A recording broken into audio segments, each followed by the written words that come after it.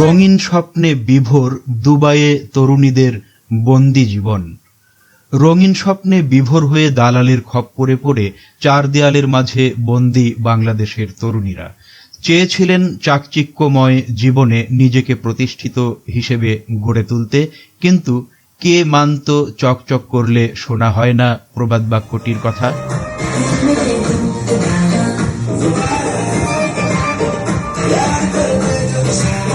হৃদয়ের ক্যানভাসে আঁকা ছবিটির মাঝে আঁচড় পড়বে জানা ছিল না ভুক্তভোগী তরুণীদের।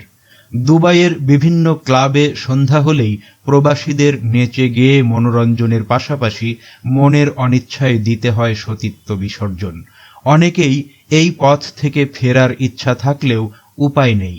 কেউ কেউ আবার সামাজিক বাধার কথা চিন্তা করে ফিরতে চান না, কেননা নিজেকে হারিয়ে ফেলেছেন এক অন্ধকার জগতে, যেখানে গেলে হয়তো ফেরা কঠিন। তরুণীদের কেউ কেউ চোখের পানি ফেলছেন, আবার কেউ বাস্তবতাকে দোষারোপ করছেন।